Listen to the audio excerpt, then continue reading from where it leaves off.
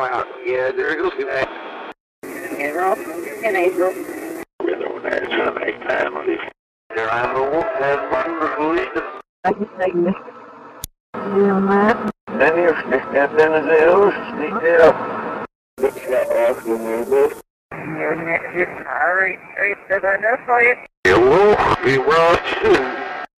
Yes, I will. How many of you have seen April? Yes, again. Okay, Peggy, it's April 30th, 2006, and we're just hours away from May 2006. And yesterday, April 29th, you posted a summary of your website and proclaimed it to be your final post for the website and set the closing date of the site for a couple days into May. What led to this decision? I just didn't want to be involved with a big countdown. I felt I said everything I needed to say. I'd given every bit of information that I could come up with as far as what I believe was going on, what, the agendas, the reptilians, the cloning, the cloaking, and then the dates, this May leaving of this ship. So I felt that now it would just be rehashing. If there was any other information that I had forgotten, all these other people were doing reverse speaking, and I assumed that they could find it out for themselves. So I felt it was time. You said, from reverse speaking, I've learned about the reptilians, the plight of the people in the astral world, the reptilian eating of human meat, the net, the extent of the manipulation of all structures and beliefs, the cloaking of reptiles within people, the multi-dimensional nature of all of us, the role of other allies like the Pleiadians, the incoming of Planet X, as well as the true nature of the Creator. I had to let go of so many of my beliefs and now simply serve the One, which is all life, to the best of my ability. Now, many years ago, you were a co-host of UFO AZ. You had a couple radio shows that you worked with. You worked in Off the Record, The Cutting Edge. You even staffed a UFO abduction hotline for a while. And if I'm correct, you also won a lottery a number of years ago, and that gave you some of the opportunity to do a lot of research. How has all the information that you've gathered doing reverse speech changed what you knew then to what you know now? At the time, well, I've gone through the process, being raised as a Roman Catholic. I got into sort of Eastern meditation. I was in Eckankar. And then I went into the New Age. I listened to a lot of channeling and interviewing probably, I don't know how many hundreds of people over the time with the different, co-hosting the different shows. I heard practically every belief system available on this planet.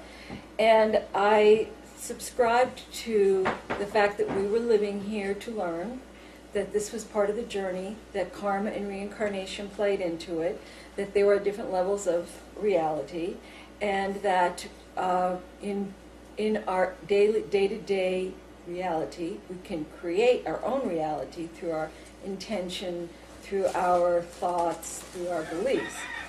And I had to let most all that go. I found out that the near-death experience was a ruse, that we're in a net, we're in lockdown. This is not about karma and reincarnation.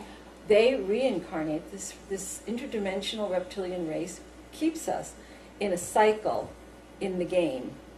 We don't get out. We're just cycled around and around. If you mess up, usually by their manipulation, and you wind up in the lower astral realm, you are aimed to be hunted and eaten as food. Now, that includes little children who wind up there, sometimes because they die along with parents who, for some reason, there are a lot of little children in that world. And those little children are abused.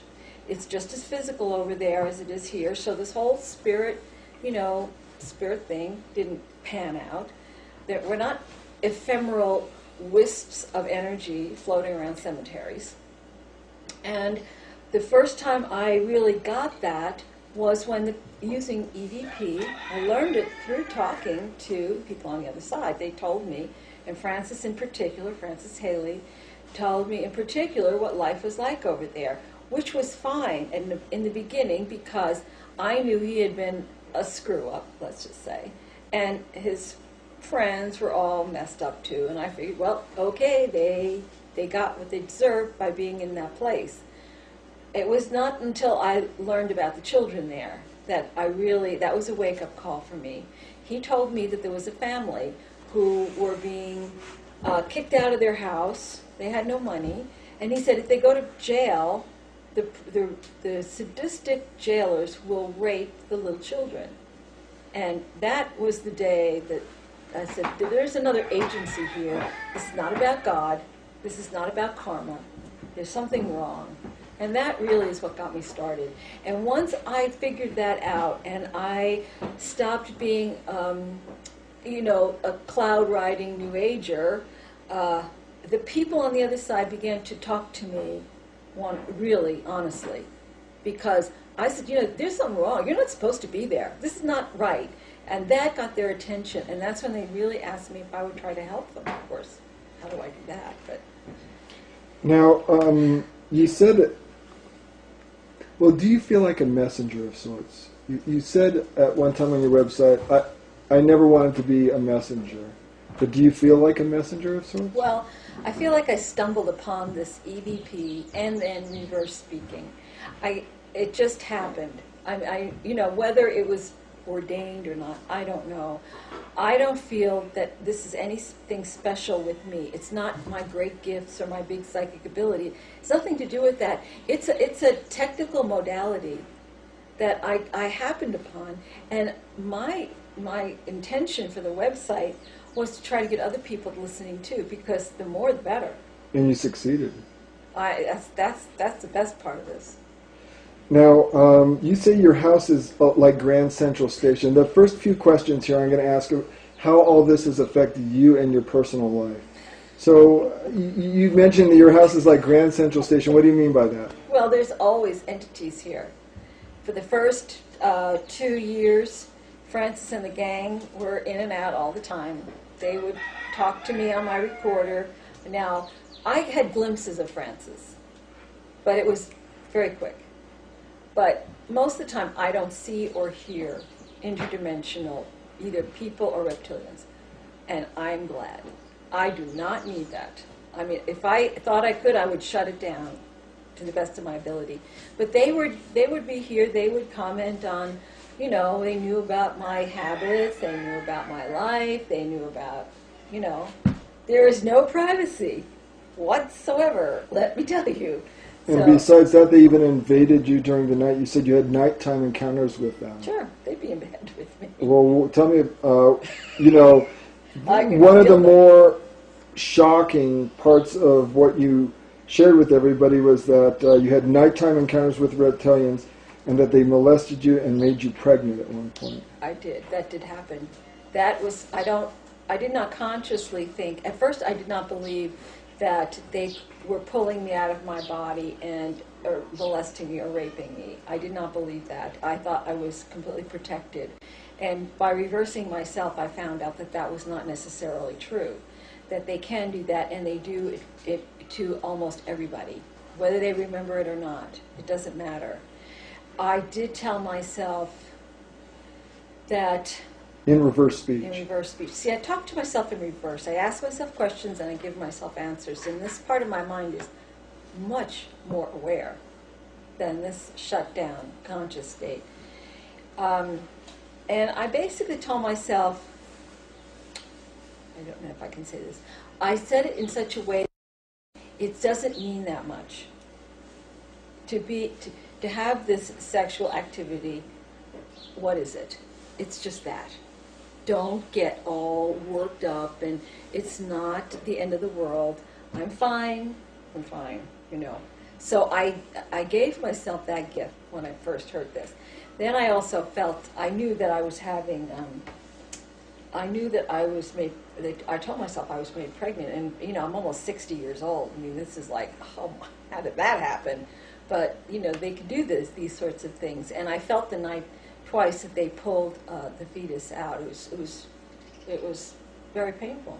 It was in the middle of the night. I could feel it. And So yeah, there's physical, even though you don't see blood, there's still the physical pain from something that happens like that. And how did you deal with that? I know all the stress dealing with the spirit people at one time gave you shingles. Isn't that right? I did. So It's how'd you not been cope with all easy. that? You know, I just do. You know, I try to keep a perspective. You know what really keeps me going? Again, thanks The for plight cheese. of those people on the other side, because my life is a cakewalk compared to theirs. Well, you said that you've also had to face a reptilian sorcerer, but that you were able to protect yourself and defend yourself through a force field that you've been able to put around yourself through breathing exercises. Yeah, it's a form of shielding, using protection, you can use if you the white light but it's more than just a visualization. I sort of describe it as you know, it's almost like getting psyched for the big game. You know, it's like, you know, I don't even know how to put it in words, but it's like feeling this barrier, this shield, this force field around you, and then really pumping it up. I think I was able to fend this one off. He was pretty strong, and the next day he said to me, "You have rare gifts," because they always talk on my recorders, and I think he left after that. But again, there have been times when I'm just out of it, sleeping, and I know I just get yanked out, and I find out about it later. So it doesn't always work. You even found out about your own death. You said you heard about your own death. Yes, I have. You I don't know- really want to go into that. Okay. It's not this month, is it? I No comment? comment. Oh my God. Now, you have a friend named Bill who died, and his death was very traumatic for you. Yes, Why it was was. that? What happened? Well, he was down in our little house. We have a little guest house. He passed. We didn't realize he had died. He died down in that guest house, and he was there for 2 days. And anyway, so that was traumatic just on that level, breaking into the house and finding him. So, but you know, he looked peaceful enough, and it's a natural thing, you know. So that doesn't really, it's not upsetting to me. But I decided to get it onto the recorder and see how he was doing on the other side, because I can talk to the people on the other side, and I also speak to myself. And when I reversed myself, my responses in reverse were so shocking to me. I was almost screaming, "I should slap you, you make me sick." And I was just like, I didn't know what that was meaning. And then it turned out the three of them who were here at the time, Reptilians, said, "Yeah, we were hiding in the house when he died, and we grabbed him, and we ate him, and we left Barney down there to clean up the mess." That's what they said to me. And I wept for days, because to die alone was one thing, bad enough, and then to wake up and face that. I mean, nobody is really dead. All these people, those people who are eaten, are sleeping under the net. They are in a sleep state. They are fine. They will rise up and they will be fine. But it's just that trauma of you know, here we're thinking we're going to heaven or something, and to wake up to face 3 reptiles who then probably hanged him. He probably was hanged.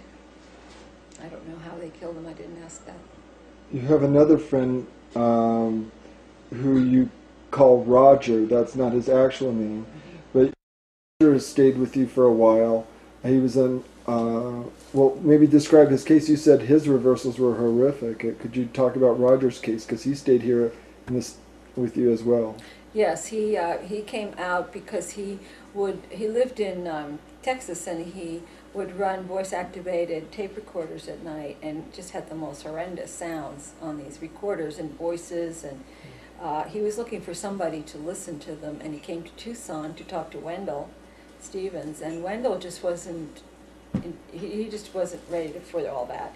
But through the grapevine, he found out that I listened to tapes, and he came down here, and what I heard was just awful. It was just awful.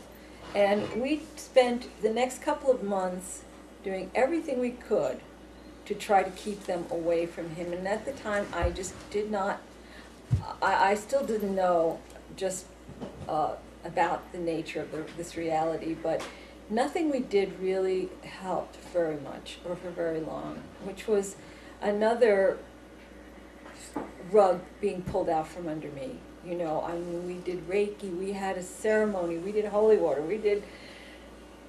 he became born-again Christian, not here, but when he traveled, he became a born-again Christian, and seriously, I mean, truly, and a full immersion baptism. He had the whole congregation praying for him, covering himself in the blood of Jesus as protection, and he was attacked right in the church during the middle of all this. I mean, we did technologies, we did lead, we did garlic, we did vinyl, magnetics, magnet. Well, what were they doing to him when he was here? What were they doing? What kind of attacks? Well, they would, other than the rapes, which, you know, they're collecting, rape is one of the ways they feed, by the way. They call that alien honey. When they're in the process of raping somebody, they are ingesting your energy in that form. They would also cut into his head. They put implants into his nose, into the sinus cavity, into his ears. They would, that way they could monitor or give him the visions and the voices that they wanted him to hear to keep him in this tied in with them state. They can manipulate his dreams, their dreamscape. Then they would also dig into his head. They would extract fluids, spinal fluids. They feed on different organs, body organs. They will use like almost the needles to extract. Now this is all astral. They extract fluids, body fluids. When they ingest people, they're not just eating meat. They are eating. What they're eating is there's memory in our bones. They ingest elements, emotions. All these different things. Otherwise, they could just clone and eat people. You know, clone and eat and clone and eat. But that's not enough for them. The human body, when they ingest it, they take in much of what we are, or aspects of ourselves, not our true spirit or soul, but they will absorb our essences. So it's not just meat to them. When they extract spinal fluids, which they do from a lot of people, if you have bumps or funny things going on behind your neck or in the back of your head, they sell that. It's synthesized and it is a drug. It's like their cocaine. They transport bodies, body parts, and astral humans to Mars and to Orion, and they traffic in these. It's a big, big commerce. We are their whole life.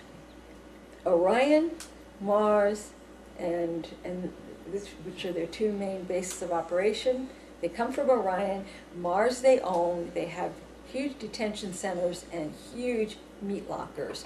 Most of the people who die are taken to Mars and they have hanging pens where they then kill them again astrally in these hanging pens. I think they probably are raping people while they're getting ready to be hanged, because that is tremendous fear, and they ingest that energy. They will torture little children in front of their parents so that they can get that energy. And there's no depths that this race will not stoop to. They have no compassion, cold and vicious. That's what I say about them. You also have a friend who you say has a reptilian inside of him. This is the same man. He got seated. Many people are seated. If he's described it as tentacles, almost like tentacles of thought, like these thoughts that are very negative, destructive, will almost like wash over you like a wave. And now he knows what's going on. He saw this thing in his astral vision rise up out of himself and look in his face one night. Very dark. And the ones around him that torture him every night also will put energy into the thing to try to help it grow. If you don't know, every major political, moneyed, power person on this planet has one inside of them, almost virtually every one of them. I don't know if they're conscious of it, but I can hear it in their reversals. It comes out right away. You also mentioned you had a niece who had suicidal tendencies, yes.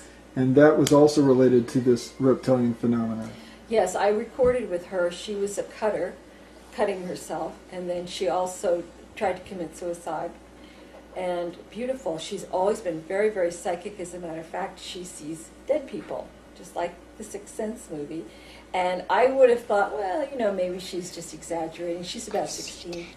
But she saw Francis, who had traveled with me years ago, because he was always hanging around me. And as soon as she said that, I knew she was for real. But during this time, they would give her nightmares, they would talk to her, get her, you know, all these negative things, scare her. And she tried to commit suicide. And when we recorded together, when I was out there a year and a half ago, we were recording, and the reptilian speaking on the tape said, "We made you cut. We wanted you to commit suicide." And that was a big wake-up call for her, because she realized this was not her. This was her being influenced by them. You also feel that your husband Nick is not of the earth originally, that he is of Syrian descent. I said that in reverse. That's the only reason I know. And how about yourself? Do you feel kinship with the Pleiadians? Or yes. I wouldn't have. I mean, I never was into, you know, I'm special, I'm Pleiadian. I'd heard a lot of that on the TV show we had done, and I was like, you know, get a life, you know. But back when the reptilians first started showing up, they kept calling me the Pleiadian, and I kept hearing it over and over again, and it was coming up all the time. And then I heard from the Pleiadians. For a short time, they were able to talk to me, and then I knew it was true. And I would say there are lots of Pleiadians here. There are lots. If I would say anybody who would be interested enough to watch a program or to something like this project probably is not from here, and probably Pleiadian. You say also a lot of the people that are pursuing knowledge of this sort are often in financial binds. You have a lot of friends in financial binds. How does that play into this whole scenario? Why is that? Because they've created debt. They've created this whole money system. And it's wrong. It's wrong. Look at this planet. It is wrong. You know, so it's not easy. I mean, it's not hard to see how people who are not into the money thing, you know, are probably going to be poor unless you're willing to compromise. You know, unless you. And I'm not saying everybody, but I'm just saying generally speaking, money is not easy. In spite of the New Age, you know, people who say just think about it, it's yours. I don't think it's that simple anymore. I used to think you could just create it by thoughts, but I don't believe that anymore. Now, you started in all the interviews that you did on UFOZ, you talked with so many of the brightest and best people in the metaphysical and UFO fields. I remember at one time Jim and you and myself put a show together. And I'm thinking I'm going to turn this over to Peggy Kane, and she's going to be talking about reptilians. Peggy? Thanks, Jim. Hi. I guess reptiles have fascinated and intrigued and repulsed. Now, what kind of led you to the point involved in reverse speech, and then or EVP, and then from there into reverse speech? I was interested in EVP for a long time. I'd heard about people doing this. And what does EVP stand for? It's electronic voice phenomena. It's capturing spirit voices on digital and tape recorders. And I found that really interesting, and I decided I was going to try to do this. And for 3 months, I never heard anything. And then well, where'd you first hear about it? Well, years ago, I was on like a sighting show. I think that was the first time I'd heard anything. People would go out to like the Confederate cemeteries or different places and pick up voices, and I always thought that was very interesting. But I wanted to take it to a new level. I thought, well, I would like to really speak to spirit guides extraterrestrials. Didn't know what I was getting into. You know, angels. I didn't want to just talk to, you know, dead people. I really wanted more. But it took me in a whole other direction. Now, you've been listening to EVP for a lot of years now, 4 years plus, at least 3 to 6 hours a day, you said. Mm-hmm. How many recorders do you have? One time I had 10. I've worn a couple of them out. I keep breaking them because I use them so much. And why were you so determined to talk to your loved ones, the spirit guides, the angels, and those of higher consciousness? Oh, it just was the newest thing. I just thought I wanted to get it. You know, I've done so many interviews with people telling me what they think. I wanted to go right to the source. I wanted to talk to a person on the other side, or an angel, or a spirit guide, and say, now or an ET.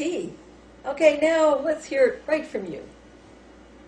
And so why did you join the American Association for EVP, and how did you get set up at that time? Well, it's on, you know, they have a website and an e-group, and I just joined it, and I wanted to get their feedback, and they helped me with the technical parts of it, and then and there was a lot of camaraderie and people sending their EVP files and all that. So now back to those first 3 months, what were your early experiments in EVP like?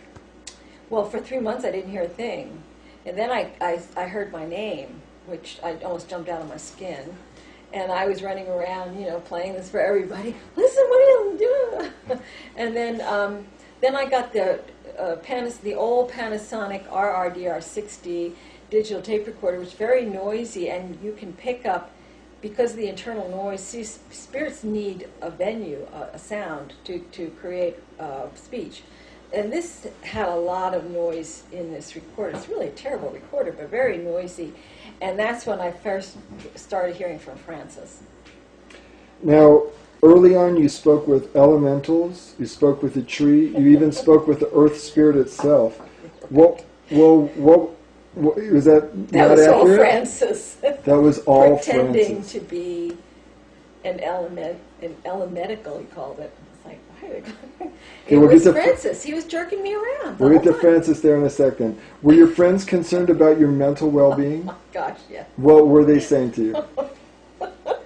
She's really lost it now. She's talking to trees, and they're talking back.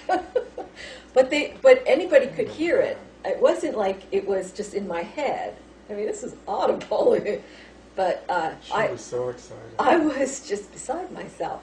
And then when I spoke to the earth, and she told me that she was suffering, so I mean, such excruciating pain, and I wept. I mean, it was a very emotional thing, and my friends all thought I was really going to have a breakdown or something. They were very concerned. And what convinced them that you were okay? I still don't think they're convinced. No. Okay, I tried to be more normal. How did you begin to talk with a passed-over spirit named Francis Haley? Well, he was the one talking from the beginning. He lived here. He lived right around here. They live in houses, just in another frequency.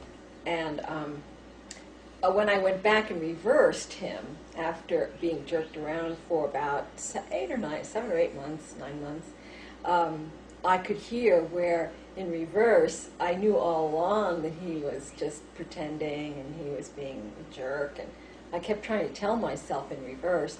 And in reverse I could hear him in real time. We would talk back and forth.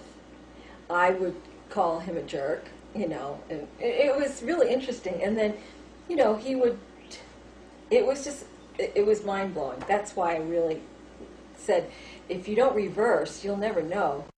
You can reverse and listen, because all EVP is reversible, all of it. So in the beginning stages of EVP, when you were a novice, he was playing on your gullibility. Right.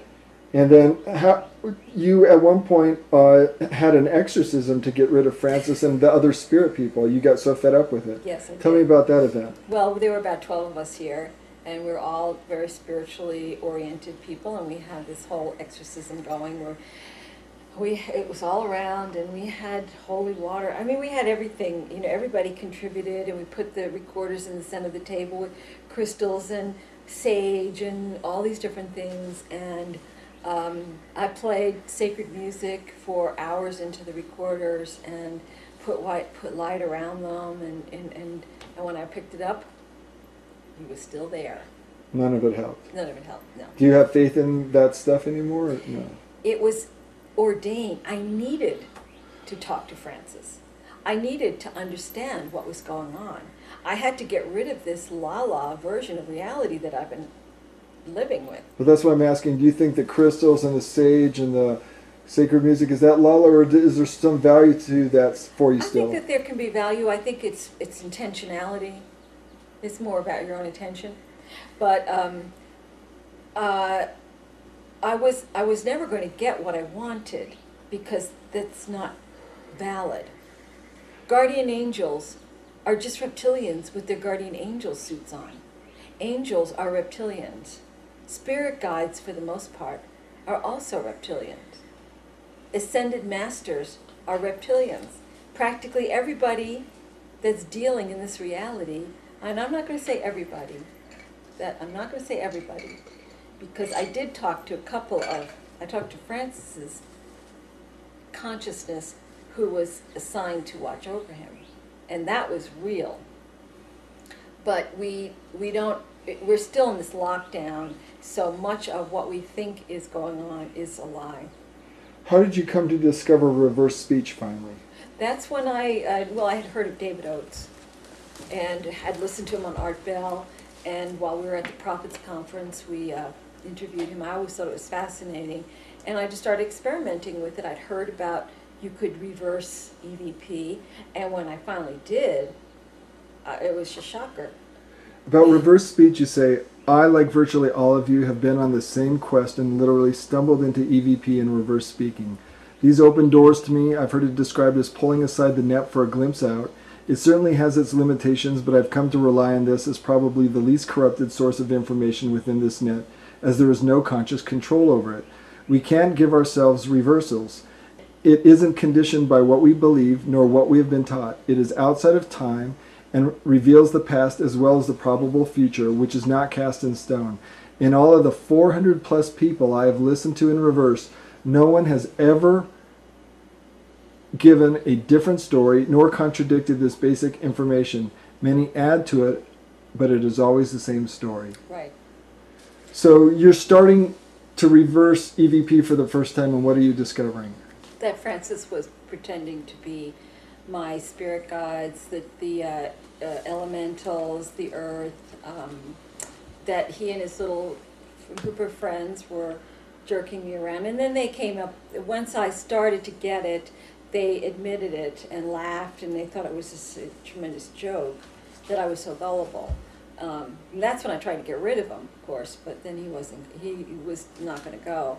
But it wasn't until I started really talking to him, and it just took a long time, because he wasn't the kind you could just sit down and have a regular conversation with. He really was quite mentally ill, actually.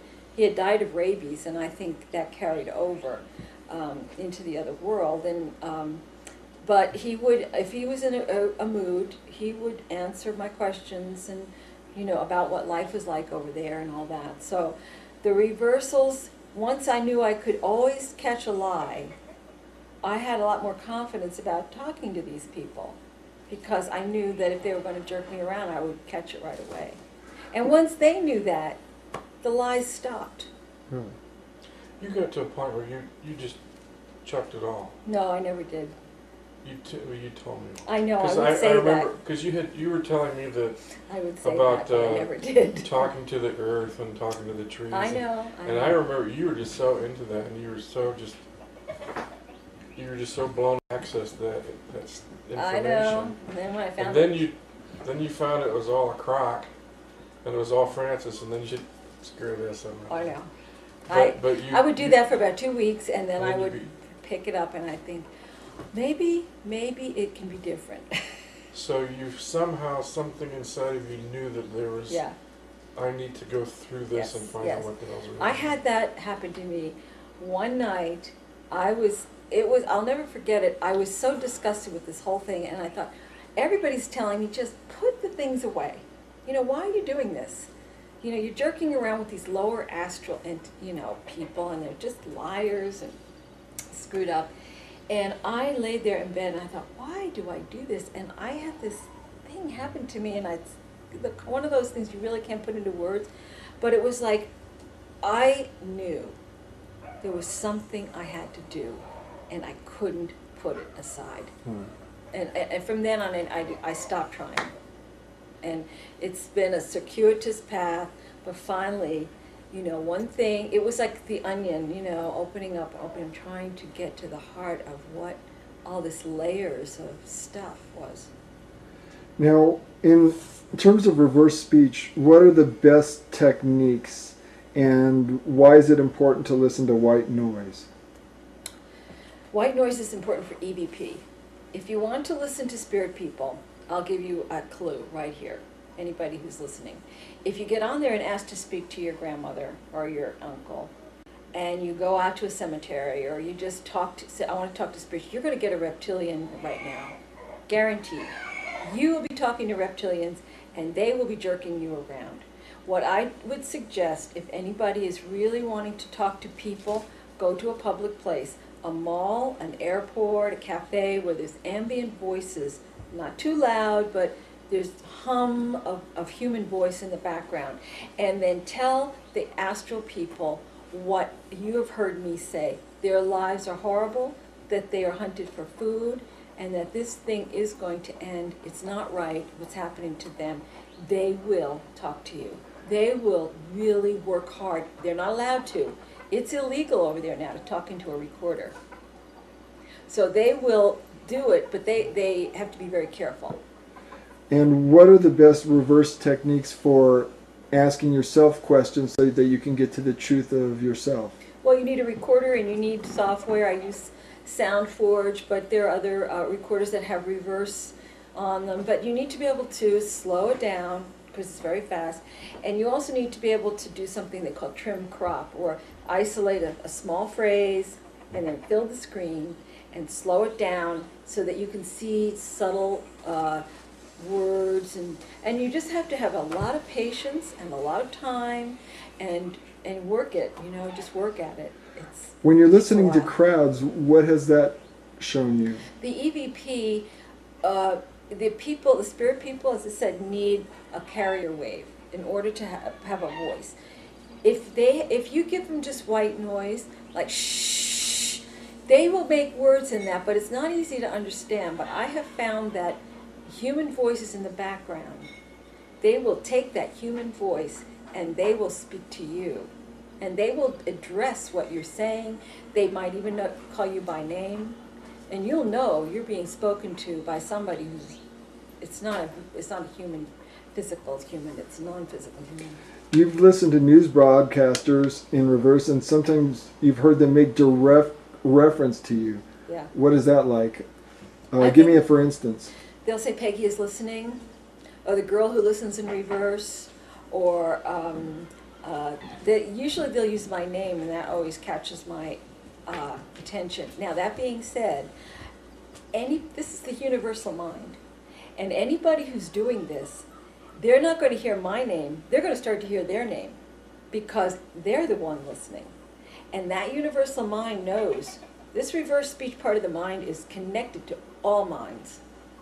So because I'm listening, I'm hearing Peggy, but somebody else is going to start listening and hearing references to themselves. It's very weird at first. What types of people have you reversed, Peggy?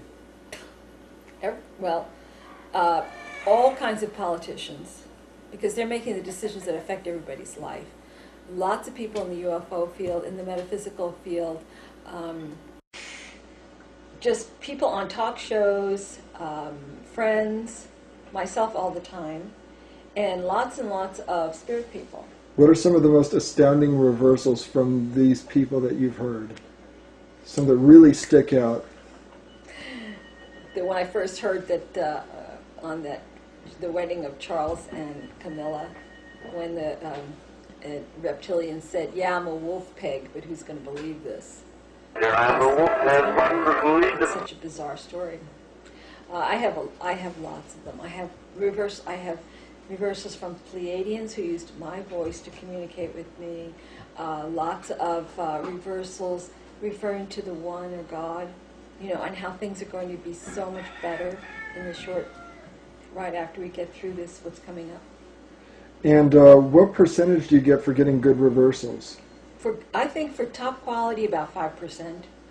But I can hear, on a good recording, on a good audio, I can probably pick up 40% in reverse. But that's because I have listened so much and my ears are really clued in. And once you get into the flow of it, it's almost like listening to a story. It may be slurred, maybe some bad grammar, but you're getting it. If you just sit down with somebody else in the room and you play a reversal, if they're not used to hearing it or it's out of context, they're going to have a much harder time understanding what's being said. Now, a lot of UFO contactees have received information through automatic writing. How is automatic writing different than reverse speech? Automatic writing goes through the mind, the conscious mind. Whether you try, even if you're trying to put it consciously aside, it's still the conscious mind. And it can be, I would have to reverse somebody talking about their automatic writing. But I can tell you that I have never reversed anybody channeling that it wasn't manipulated. So if you're coming through the conscious mind, which is what mostly we do, there's a good chance of manipulation. So when we had Daryl Hank on the show, we were talking to Lizzie. Probably. I think I reversed him in some ways. You said RS is telepathic and it's the ultimate truth serum. Why do you say that? It's connected to the universal mind. You cannot lie. You can't manipulate. You can't give yourself reversals. It's impossible. You get what you get. And it will always tell you if you're lying. It will reveal the truth. Even if you don't know you're lying. Even if you think you're telling the truth. It'll tell you if it's not correct, if you're incorrect. How do you think that happens, that the mind is able to transmit this information onto an electronic media? Well, I think it's new. I think it hasn't had a chance to be corrupted as much by the reptilians. Reptilians know our minds inside out and backwards, way more than we do. They're dreamscapers, they channel, they do, they give us all kinds of visions, they dress up as angels, whatever. But this is new, and I don't think they saw the impact. They didn't see it coming. And given enough time, I guarantee you they'd corrupt it. They would find a way. But right now, there's times when it can be manipulated, but it's few and far between.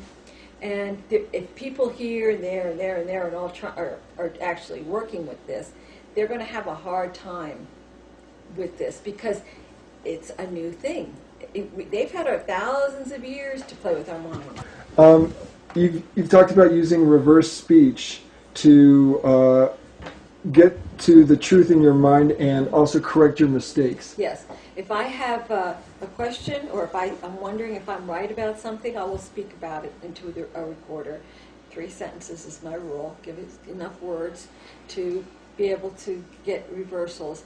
And then I will listen really carefully. I might not get something that's clear to somebody else, but invariably I can hear. And if I've been mistaken, like when I said, oh, well, I can't be raped because I'm protected and blah, blah, blah, blah, and I said, no, that's not true. You've been raped. So, I mean, sometimes you get more than you want to hear, but you will tell yourself the truth. You said RS, part of the mind, is brilliant, but that our beliefs can color reverse speech. Yes. It can color what you hear. Can color what you hear. Can you tell me what you mean by that? Well, I think if you're very, very religious and you think you're hearing something that will go along with that, let's say you have a strong belief in Christianity, I think you will hear, because it's there's a lot of reverse speaking that is, one person may hear this, another person may hear that, and I think that I know that some people will hear things that will go along with their belief system because they really want to hear that. Mm-hmm. That's what they want to believe. Do you think that's the case with yourself at all? I don't think so because, and I'm not saying that it's not possible, but I had everything pulled out from under me with the EVP stuff. Really before I was doing a lot of reversing. And when I found out what it was like on the, I mean, I lost all my beliefs. I mean, I lost my faith. Not my faith in the one. That is always true. I think that what I've been listening to has been pretty honest, because I don't have a strong religious belief system. I knew that, I found out the near-death experience was not what it was meant to be. Crop circles are all manipulated. I mean, all these things that I really thought were true, and I found out were not true.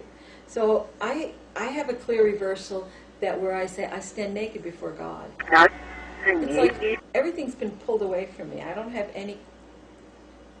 So I think what I hear, as much as possible, is true. Because you've shed all those other belief systems, and you're just trusting in yourself now and the reversals that you hear from yourself. I think so. For a sec, I'm human. I could be making mistakes, but... Well, reptilians, you say, are furious. Reverse speech is revealing so much. What gives you that impression? They detest what I'm hearing and what I'm talking about. It's not what they want people to know. And I've had people say to me, how do you know it's not all manipulated by reptilians and that what you're getting is total manipulation? No, that's not true. I don't accept that. They want us to believe in religions and belief systems. They don't want us to know that we are being eaten on the other side. That was the biggest secret. That was the one thing that you don't hear about, because they want us to be in the game. If we for one moment stop fighting each other and look to see who's pulling the strings, they would be out of here. We would join forces. There would be no more war. There would be no more manipulation. They want war. They want manipulation. They want us fighting and arguing between ourselves. They don't want us to know that when you die, there's a very good chance that you will be eaten. Now, you've also said that the reptilians are starting to have the capabilities of changing files in your computer. They have done that, but it's crude.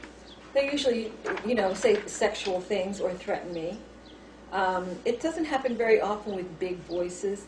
They can change EVP very easily, though. Now, you're the first person that I know of to reverse EVP. Are there others before you that have done that? I'd heard of others reversing, but obviously people are very fixated on wanting to speak to loved ones, and if they that's why I left EVP, American Association of Electronic Voice Phenomena, because people were sending files out of their deceased children. And all you have to do is reverse it, and oh my God, this was not their child. But they want to believe that. The people, Tom and Lisa Butler, are terrific people, but they have a lot invested in this. They were advisors on the movie White Noise. They've got books out. If they start reversing, they're listening to reptilians. I'm telling you, because I've been reversing their files. But people get invested in these things. They have too much to lose to hear the truth. Now, when you began reversing speech, reversing EVP, the first recordings I think that you said you went back to listen to were Francis's recordings. And what prompted you to finally go back and listen to Francis in reverse? Because I finally figured out that everything he was a lie. I mean, most everything. And so... You proposed a book idea to Francis. Yes, I did. And what happened with that? He really was a little too emotionally, mentally disturbed to focus on a book. I thought it would have been great. I was going to have him, on disc, talking. I mean, I worked for 10 years for a museum. I mean, curators would kill to talk to somebody from... I mean, he'd had a life as an indentured servant coming over from Ireland, went to Minnesota, as a child, terrible life, boxed for a living, fighting, bare-fisted fighting. He fought Indians in the Indian Wars. He tried farming, didn't like that. And he, ran guns from Chile, had a fascinating life, terrible as it was, and I thought, oh, this would make one great book with a recording. But he would say, oh, okay, and the next day he says, I don't want to do a book. You say dead people are manipulative in a lot of cases. You said, well, they... Was he manipulating you? Yeah, well, sure. Well, that's why he was lying, because he was jerking me around. But the thing was that while I didn't know what was going on, look at it this way. You've got all these people abandoned in this gloomy, predatory world. They never see anyone leave, ever. They have children there. It's a prison state. They don't see God. They don't see, they're attacked by demons, reptilians at night. They have that. And in the last couple of years, they're hunted for food now. It's gone from bad to a nightmare. But in the past, when it wasn't so bad, they didn't think I was ever going to be able to help them or anything. I was strictly a patsy, that they were going to jerk around for a while for entertainment's sake, because they're bored and they have very little going on over there. So why did Francis quit lying to you? Because I found out what was really going on when he finally fessed up that it was him and his friends talking, and then I started reversing him. And then at first, I tried to get rid of him for months, and finally I said, well, let's start over again. Let's have a truce. And then he was amenable to that. He really wanted to. So asking for a truce really helped out. And the fact that he knew he couldn't lie anymore. What was life really like on the astral realm once he and his friends began sharing honestly with you, knowing that you had the reverse speech tool to find out whether or not they were lying to you? What did you begin to find out? They live pretty much like we do, except it's darker, more predatory. They have to make money. They do mostly by stealing, gambling. People steal constantly to get things. They're drug addicts there. I talked to Geraldine. She's a heroin addict. They get together and have orgies just because that's nothing much else to do. They try to get business deals going, which is usually kind of seedy stuff. I actually talked to, or he was supposed to have business dealings with a man who was part of the Manson family. TJ? It was TJ. That didn't pan out, but it's very dark. It's very gangs, street gangs. He would talk about the gangs are in the city tonight. It was just not a place you wanted to be. How did Francis's friends on the other side treat him? They mostly didn't like him. He wasn't very popular because he was a pain in the neck. And what became of them? They all went to the Pleiades. Okay, now, before we get to that part of the evolution of what happened with you and in your contact with Francis, at one point you said you realized, and in your own words, that I just knew this had nothing to do with God, and you began to research this dark world, reading both the Egyptian and Tibetan books of the dead and lots of UFO material. What did you discover during that period? Well, the Egyptian and the Tibetan books of the dead both talked about alligators and in this nether world, that could consume you. But it was, I think it was Raymond Fowler who had written a book, mostly did the Andreasen Affair books, and he had this statement that said, and I never forgot it, he said that it could be that the UFO, death is the ultimate UFO abduction. I'll never forget that line. Then I also read it, Linda Howe talked about these underground bases and how they could take the soul, contain these manipulations of human beings done by these entities, and some of them were reptilian. But it just, the idea of children, I could never get past that. That's really what got me going on this. Tell me, what do you mean the idea of children? The idea of children in that dark world. And why did that bother you so much? Because I felt that if people were there because of their bad karma, that children didn't have enough time to create that bad karma. The thing that, there was a family, it was a murder-suicide, and they moved into Francis's house for a while. And it didn't work out because Francis kept making moves on the mother, but and so they finally moved out.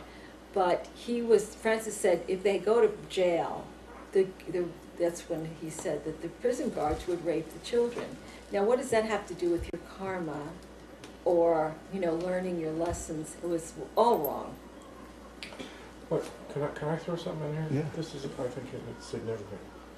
And this came up in the Robert Monroe material about the Loosh. There's a chapter in Far Journeys where Robert Monroe talks about there was an extraterrestrial, extra-dimensional something that created this world, and one of the primary sources of Loosh, which is emotional energy that they feed on, that humans are a hybrid creation that gave off the best and the most pure form of Loosh. Loosh being emotional energy that provides food for this, whatever it is, reptilians or whoever, that within the human experience, the finest and the most pure form of Loosh came from pre-adolescent children. In satanic rituals, that pre-adolescent children are used primarily in certain satanic rituals because of they give off the most pure form of emotional terror that you can imagine. From our point of view, it's perverse. From their point of view, it's filet mignon. This is the best form of food that we can get. And They keep saying that to me. This is how we eat. Right, this is how we right, eat. this is how they It's eat. like, that makes it all okay. But children are a primary source of food. Yeah, that's true. What led up to the Pleiadians coming to help these people escape? I'd been praying and praying and praying every night, and I talked to the people, and I would tell them that I'm trying to get the people in heaven, in the higher planes, to help. And what I told them is I'm praying to organize prayer groups, and I'm talking to these higher awarenesses in heaven to get prayer groups, because I said there's got to be some way that you can be lifted out of these lower planes. And I would talk to the people every day, and they would all gather, because I was the first person who was giving them any kind of hope. That's what they told me. But how are they hearing you? I would talk on recorders, and then they would... How are they talking to you back? On my recorders. EVP. I can play Do something. they have technology on Yes, their side? they use recorders on their side. Ah, okay. They have recorders. Gotcha. Did you suspect that you were confabulating this whole scenario for your own emotional benefit? I did. When the Pleiadians first showed up, I thought that there was a good chance that I was making this all up because I wanted it to happen so badly. And the only thing that convinced me that this was not true was Francis was telling me that there was a ship that was taking people out, a transport into the Pleiades. And other people in the area were speaking back and talking about this ship, and that the Pleiadians were helping them get out of that world. But you had never been talking, you had never specifically said, well, I want the Pleiadians to rescue you. I know. Just any higher No, I was rescue, thinking people in heaven. I wasn't thinking Pleiadians. No. So, how did you begin to hear directly from the Pleiadians? I hit the record button in my software in my SoundForge software.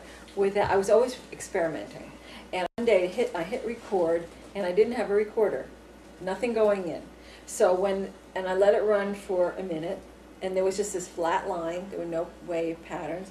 So I pumped it up, and it was shh, a lot of white noise, and I started to hear these people saying, "We're the Pleiadians, we're trying to talk to you."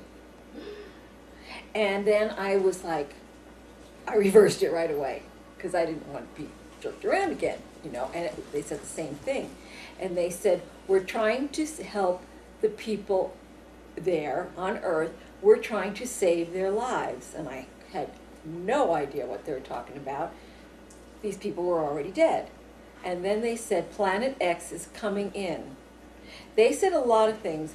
I'd say about half of which I could hear, because it was very, very soft. But they talked to me about how they tried to tell me about these reptilian aliens, that they were very vicious. They told me a lot of different things that over the period, it was about a 2-week period that I could hear them. After that, they told me that they said we lost the internet, which meant they lost their ability to communicate on my computer. Ever since then, I still get messages, but it's always in a reversal with somebody else speaking. It's not the direct conversations that I had for a while. And why is it that you suspect that the reptilians have such easy access and the Pleiadians have such a difficult time? They own this world inside of their net. We're in a lockdown. It's a force field. The Pleiadians also miscalculated the arrival of Planet X. Yes, they did. Why would that happen? Because they're not gods. They live in another they live in a whole other system. Timing is always iffy, and you've got a big planet like Planet X, speeds up, slows down. They thought it was coming through last spring, right around this time. They told me we miscalculated, and they apologized. But so yeah, they were wrong. I mean, they're not God. Now later on, after this, Roger came to visit you at your home. And how did Francis become involved with Roger? And what happened in September of 2004 that changed the dynamics of everything? Francis was the last. Francis wouldn't go out on the transport. He was the last holdout of the people right around here. He didn't want to leave me. He just figured. He always said, "When you die, I want you. You come and get me and take me to heaven with you." That was his big thing. But I wanted him to go on the transport, but he said no. And then when Roger first showed up, the guest house where he was staying that night was filled with reptilian aliens who were just doing stuff to him. And on the voice-activated recorder, Francis was in the house, and he was terrified. And he said, "This house, I'm hiding in the bathroom. This house is filled with aliens." They only call them aliens on the other side. He said, "And it's a monster plot." I'll never forget that, because the people on the other side really are almost as clueless as we are. Not quite, but they don't really have a lot of information either about what's going on. Now, what happened in September of 2004 that changed all the dynamics? That's when the Reptilians, that's when Roger showed up. The Pleiadians, the Pleiadians had been taking people out. This one called Vinny, but that was actually a little later. That was on New Year's. The transport was still running, but the Pleiadians were coming in. The Reptilians were coming in. They were cloning them by the thousands and thousands. As a matter of fact, one of them told me that they were getting ready to invade New York. So reptilians cloning reptilians. Right. Yes. And the ones that they clone are all, I think they're virtually all male. They told me they have an extra Y chromosome, which makes them much more aggressive. They were getting ready to invade New York, and I thought, when I heard that there was going to be another event, kind of like maybe 9/11, but it was an interdimensional invasion. In other words, they were there to grab people who died. In New York City. Yeah. The astral version of New York City. Right. So is the astral realm almost a mirror image of what's here? It's similar, but I don't, like Francis's, when he moved into the little house, when the whole group moved down, he made comment about the washing machine being old. And I said, well, that washing machine is brand new. And he said, oh, well, it doesn't work like that.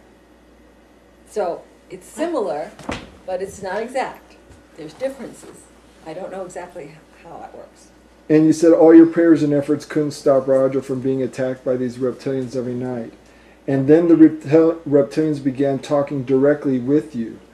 What were the nature of those conversations? Mostly threats. Mostly threatening me. They either they wanted to rape me or kill me. That was pretty much the extent of it. There was it was interesting. They didn't catch on to reverse speaking for about 2 weeks. So whenever I would put on my recorder, there'd be one of them, and he'd be saying something to me. Now they use regular old American names, and one of them would say, I'd say, well, who am I speaking to? And he'd say, I'm an alien, my name is Ralph. And then I would turn it around real quick, and he goes, I'm lying, my name is really John.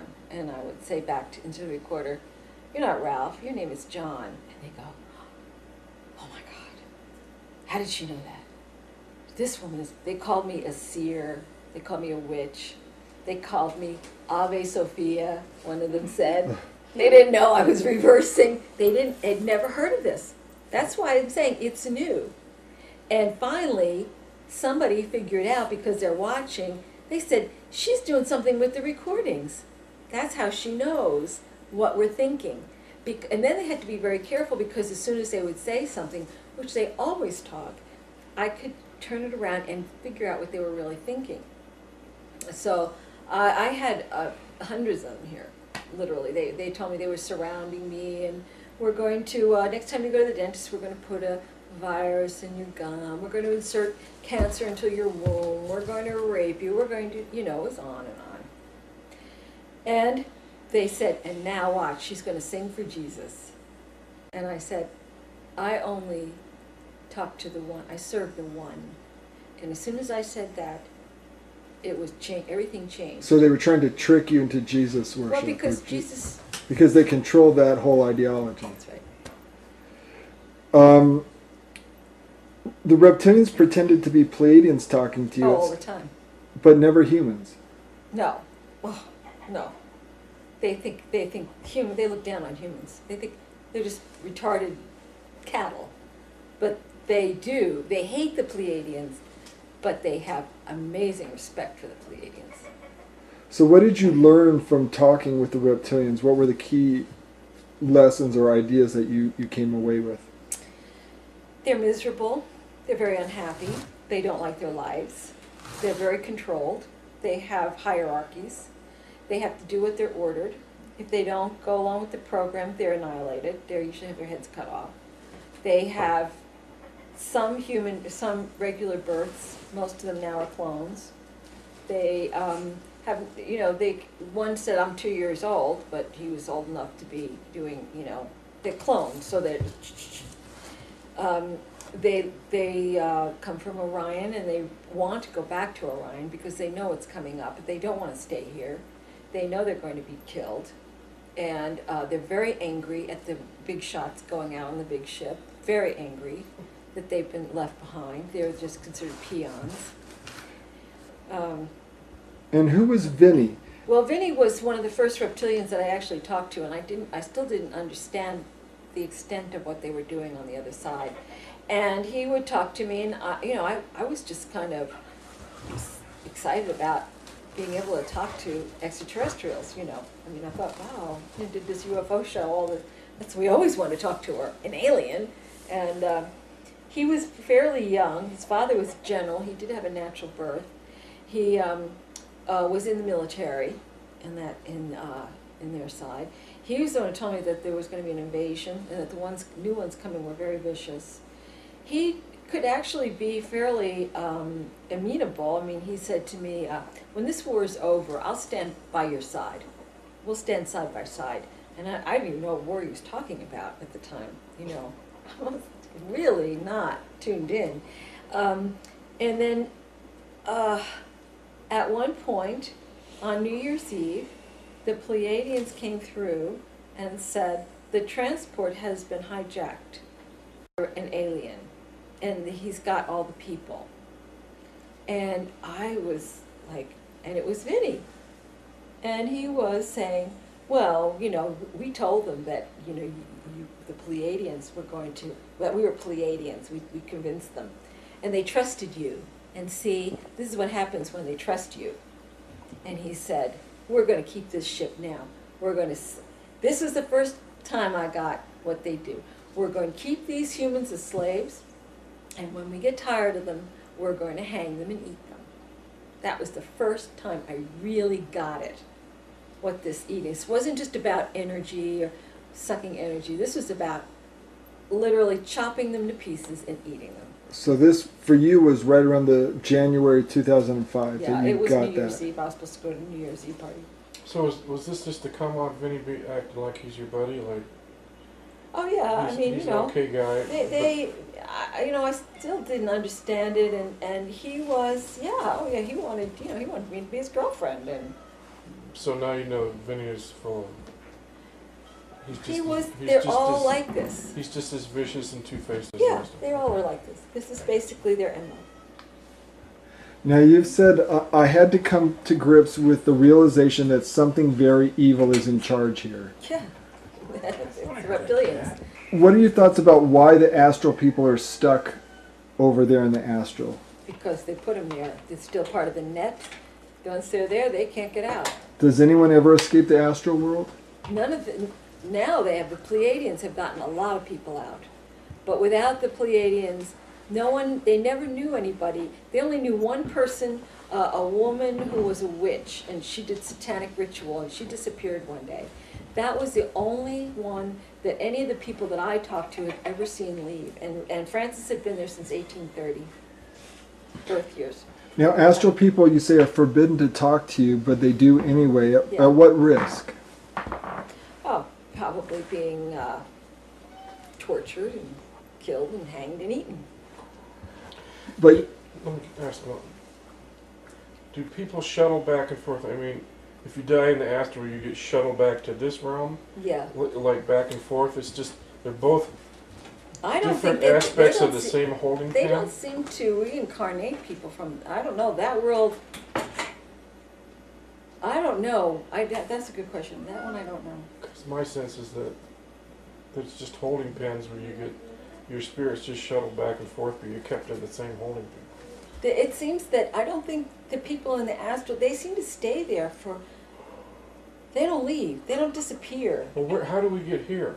I think we came from, well, the Pleiadians that are here. Not the Pleiadians. I think that they have heaven worlds. They have other worlds. I can only talk to the ones in the lower astral. I mean, I like to know how did I get here? Well, probably that you know, once you were incarnated from, maybe you were in the lower astral, I don't know. I just know that the people that I spoke to who lived around here never knew anybody who left. At least I don't remember them ever saying, because I asked them that, and they didn't seem to think anybody ever got out of there. So they're incarnating people, but they must be from someplace, another level. That's all, because there are other levels. you've decided to stick up for these people and look out for the people in the astral. And one of the things that convinced you to do it was the amount of child abuse that goes on there. And you said that, you've said a number of times, maybe even in this interview so far, that reptilians often rape the children to death. Yes. There was one child who told you, "My name is Daniel. Please don't forget me." Now, what's going on there? And how do you think what you're doing is going to be able to finally affect a change? All I over can there? do is give them hope that this thing is going to end. I talk to them about May, just like I talked on the website. I just tell them that they're getting kicked off, that all that they've suffered, they're going to be healed. They are going to get out of there. These aliens are going into hell. I mean, all I can do is give them hope. I can't rescue them, but I can at least let them know that this isn't their fate for eternity. That's all I can do. You've also said, when Jesus shows up to help the astral children, I'll have more respect for him. Yeah. That's an inflammatory remark to the Christians, but what does that mean to you? Like, why did you say that? And what do you mean by that? I said that because I heard from people that to pray to Jesus, forget the Pleiadians. I mean, I don't say that unless they make some disparaging remark about Pleiadians. I know Pleiadians have been brought down, have suffered tremendously, and have been very, very noble and brave to risk everything to help people, and Jesus never shows up over there. And I've had Christians over there. I had Pleiadians taking Christians out, and this one man who was finally gotten out, he said, "Thank you, Jesus." And I'm like, why are you thanking Jesus? He's not risking his life. It's the Pleiadians. So, you know, if Jesus suddenly shows up and starts smiting these reptilians and helping these little babies who are being slaughtered, I will have a tremendous amount more respect for him.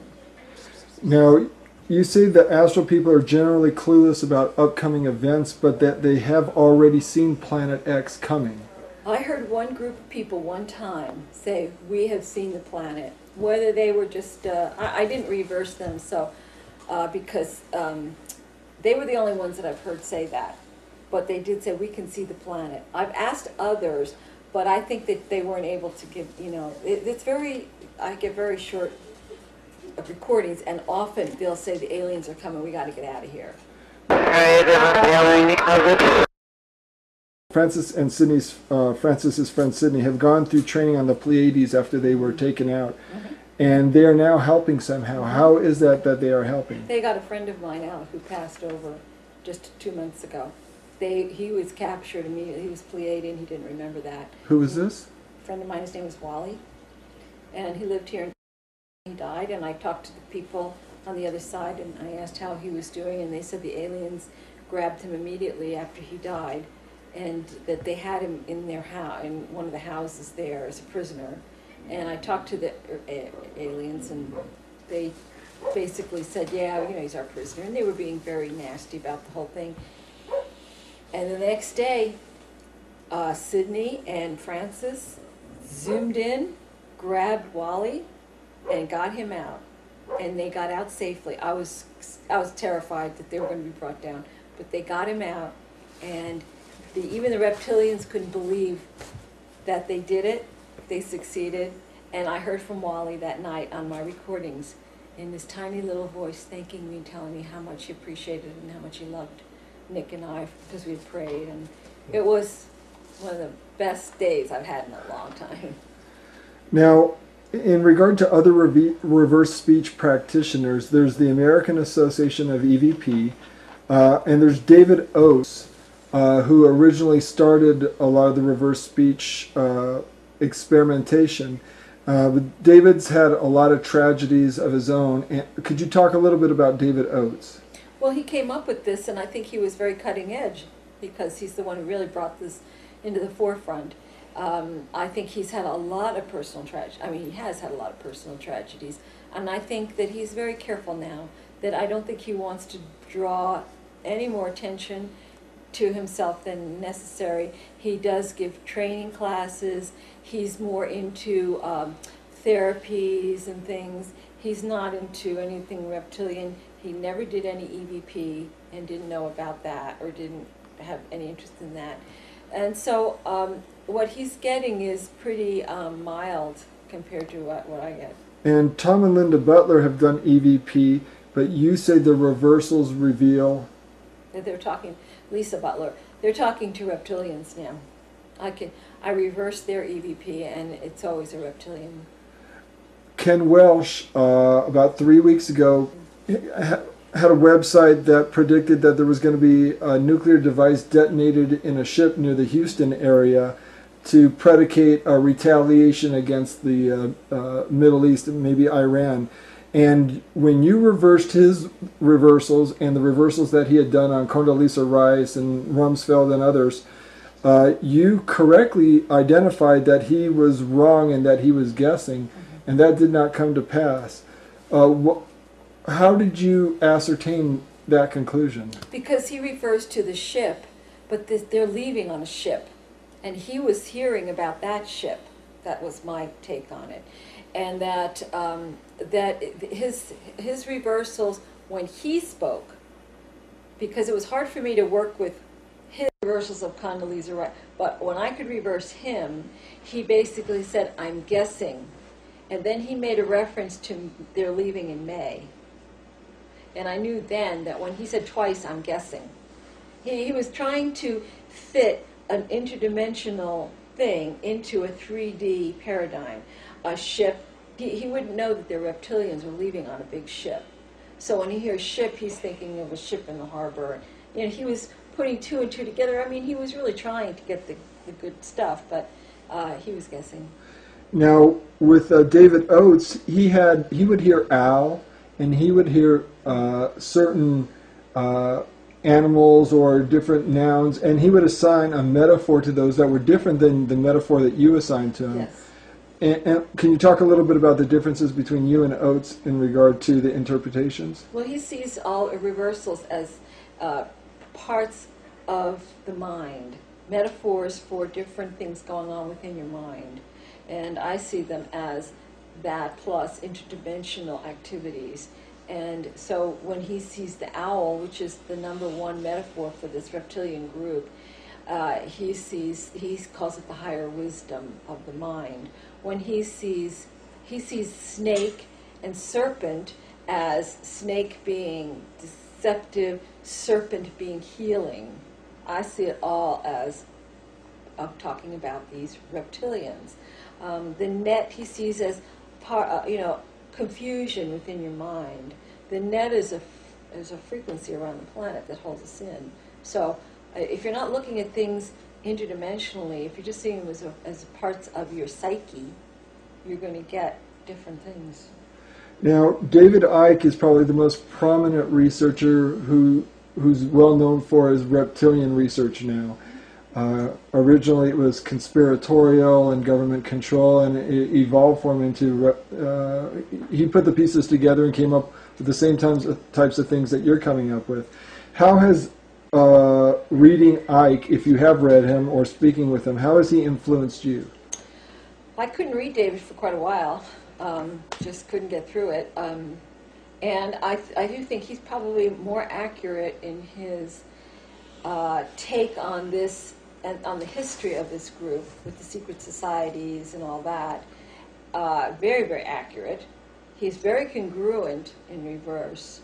He does not get into the meat-eating aspect of it on the other side, although he does talk about them consuming flesh and blood during their satanic rituals. But that's more of a ritualistic thing.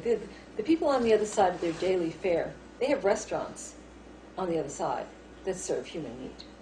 And so, he's got a lot of good information, way more technical thing about their symbols and their, secret societies and their history than I do. But just, that's a big gap, the meat-eating of the astral people. And other than that, I have tremendous respect for David. Now, David went down to, I guess it was South America, and partook in some ayahuasca tea.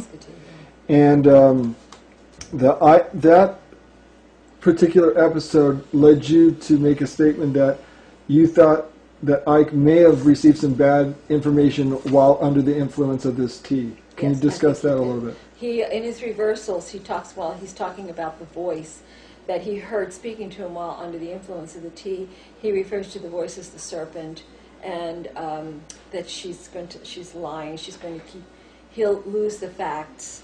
That he did say that he was raped while he was under the influence, although he doesn't remember that. And other things that I think that he was told things that were not true, like, for instance, they're not computer programs. He says they're computer programs brought on by the earth, which felt itself cut off from the source, and that's all wrong. He's got up until the ayahuasca tea, he was doing great.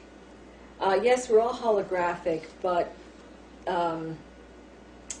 I can't comment too much on that. But he's off on some of his key things, as far as I'm concerned. Now, you also have a problem with channeling now, having done all this research, where before a lot of that channeled information you took to heart. Right. Specifically, let's talk about, because this person, Barbara Marciniak, has dealt with the Pleiadians and the Reptilians in her book, Bringers of the Dawn. Mm-hmm. Tell me about what you know about Barbara Marciniak, and is Marciniak's Bringers of the Dawn accurate or inaccurate? I think there's both accuracy and inaccuracy. The grid is not an energy grid, it's a net that holds us in. I think that she talks a lot about the reptilians eating loosh, the energy from us, and that's absolutely correct. She does not deal with them eating flesh and blood, though, or astral flesh and blood, that I remember. And then she got really bizarre in some of her later works with, just drinking menstrual blood and things like that that really I thought were getting really sounding very reptilian, in my opinion. But she did have some good stuff, but it's just always mixed in with some disinformation. Now, you've talked about reptilians masquerading as angels, putting on their angel costumes and putting on light being costumes. And that reptilians have engineered the near-death experiences to dupe humans, and that when spirit people die, they're actually propelled and dumped into the astral. Tell me about your take on the whole near-death and dying experience. I know that there are people who go And into see higher angels. worlds.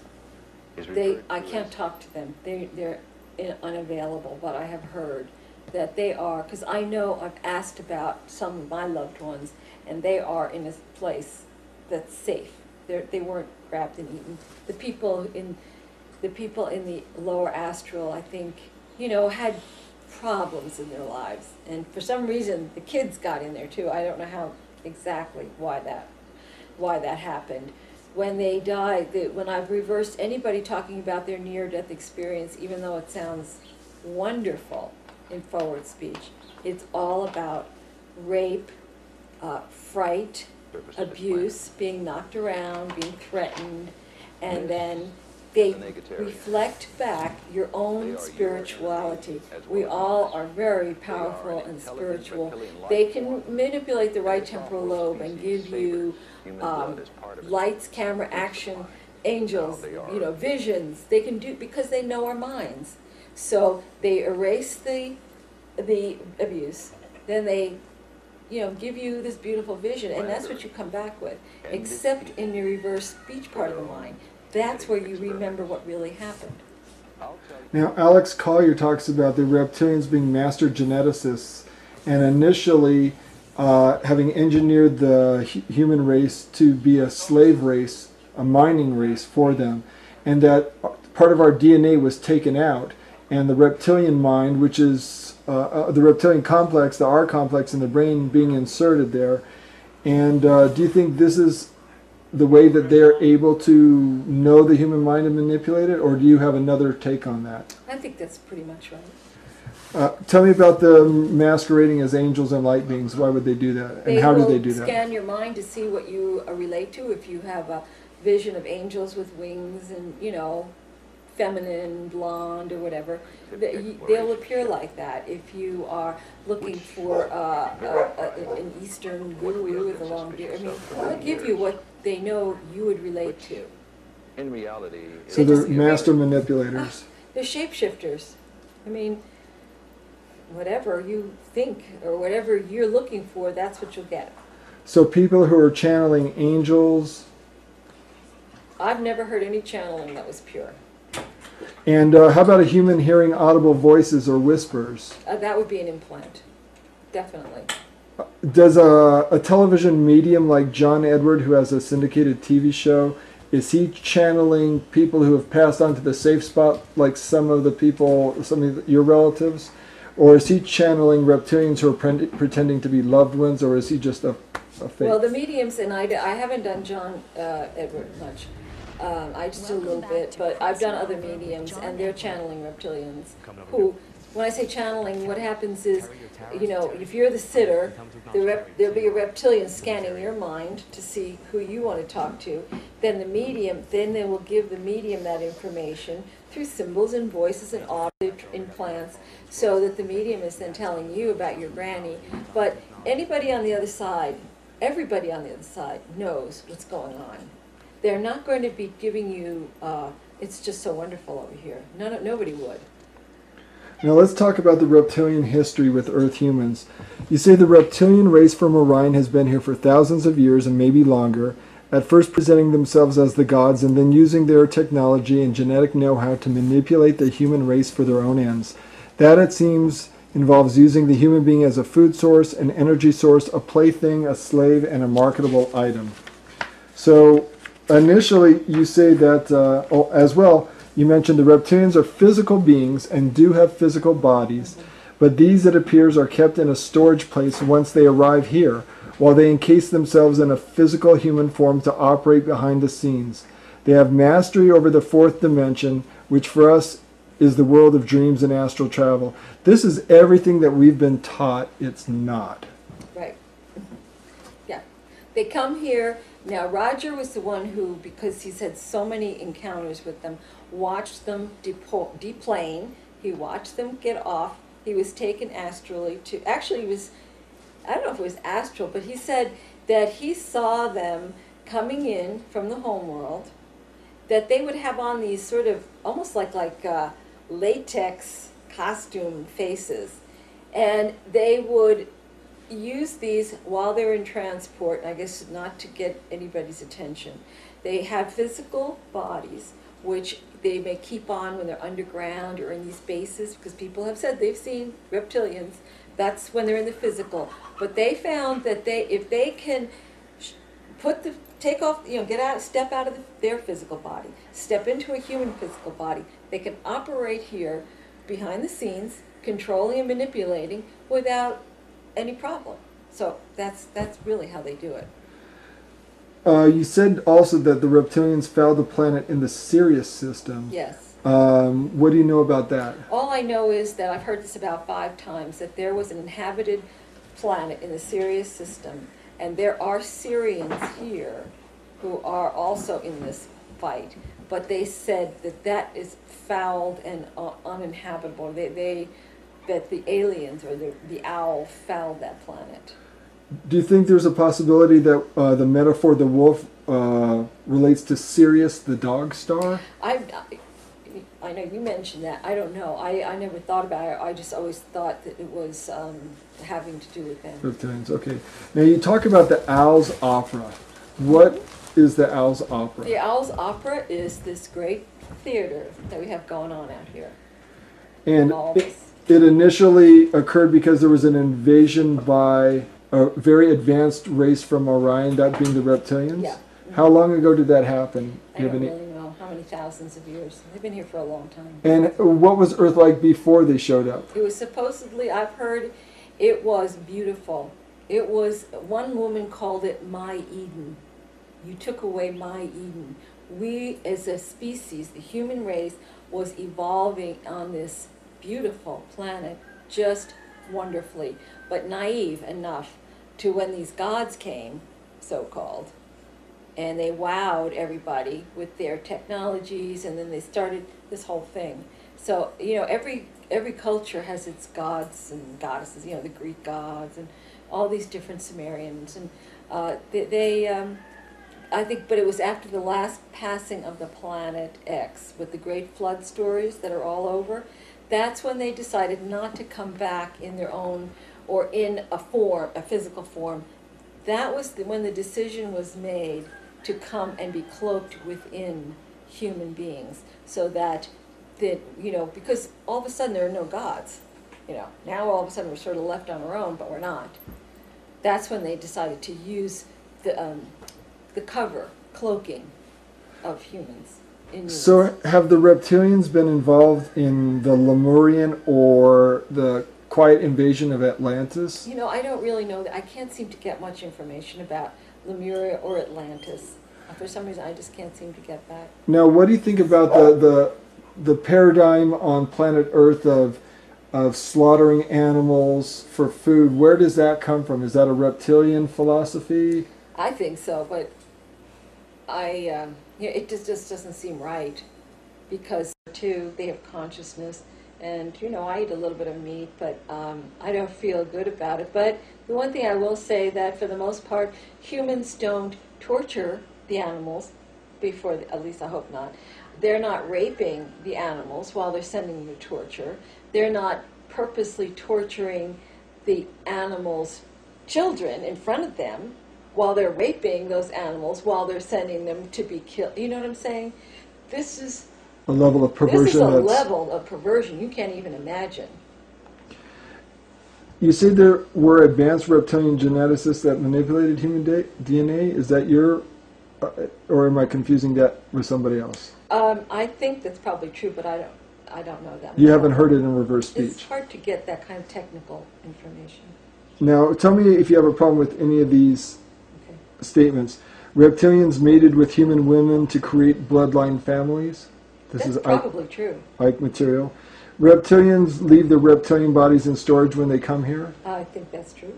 Reptilians survived the last time Planet X passed. They left. They loosened the net as the planet made the passage. Then they sent down their minions to check out the situation. And once things settled down, they came back. That's what I heard in reverse. And that reptilians set up all the political, religious, and financial structures on Earth. Yes. You said in your final posting on your website, there are those here who were brought down while trying to help and have been stuck in the reincarnational cycle. They have had their memories wiped and are just plugging along like most of the planet. I think the difference is that those from elsewhere are always trying to figure things out. They are not really comfortable here. They, all of you I would suspect, are on these types of websites reading voraciously different esoteric books, whether religious, metaphysical, UFO, paranormal, etc. There is the feeling that something is wrong and they're always seeking answers. So how did the reptilians put up this net, or this net technology? Do you have any information about that? I don't really have that much information. It's layers. It's not just a net. This is layers. I think this, one inside of the other. A Chinese box. Kind of that way. I know it's, I heard it referred to as the Martian net, so I think that this extends all the way to Mars.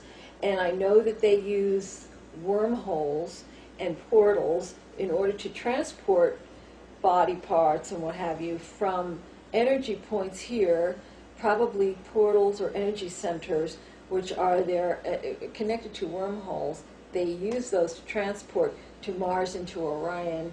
That is the one place that they're most vulnerable because they're not real. They're sort of outside of the net in a way.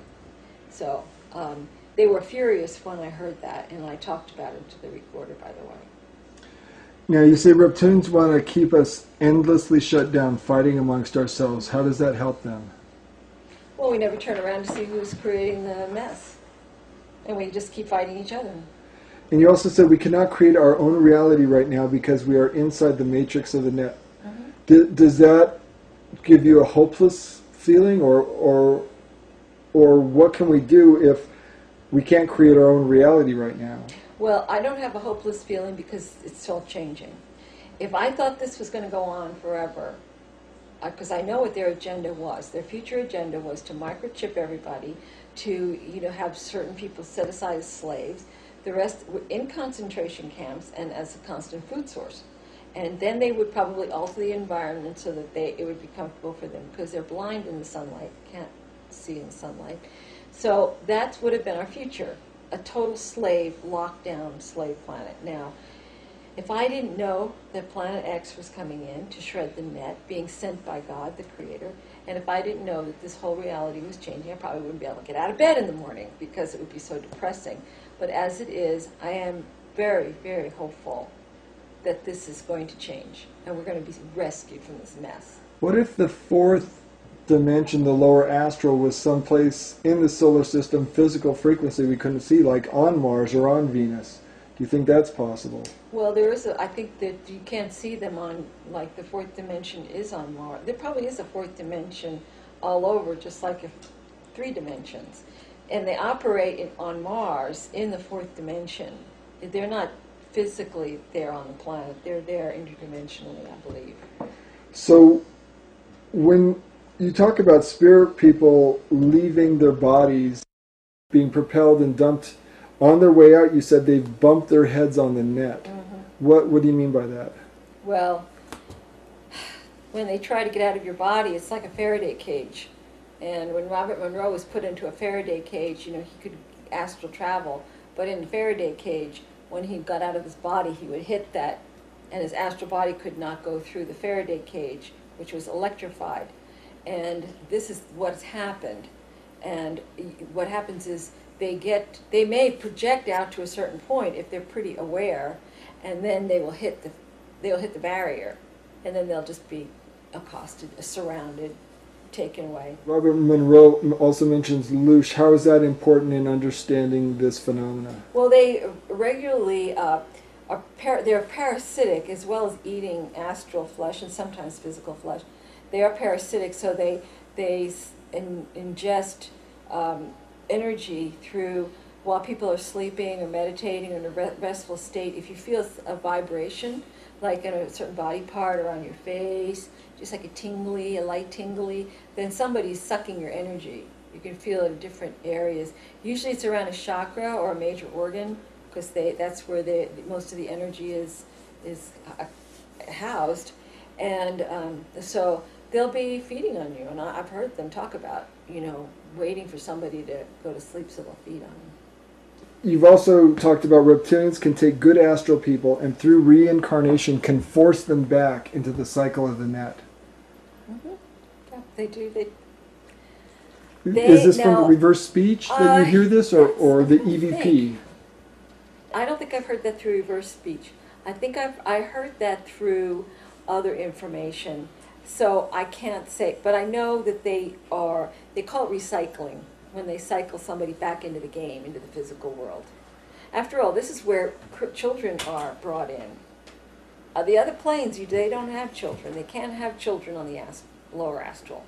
So in order for them to create new babies with consciousness, they can create all kinds of hybrids and stuff. But they want the consciousness. They want the memories and the experience and the emotions of a real human being. So what is the nature of the net in detail? Is it a charged electronic field, or what is it? Well, I think that's what it is. I don't know for sure. It's a force field of some type. I know they're ionizing it with chemtrails, so it will be more volatile. You say that the chemtrails use ionized metallic salts, and that there's also strange biological material like blood cells. Well, there's different. The chemtrails do different things. They create viruses and illness. They are dropping these biological things that are seeding.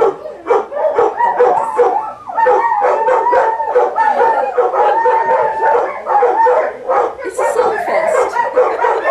Wow. They're hearing coyotes. They join in.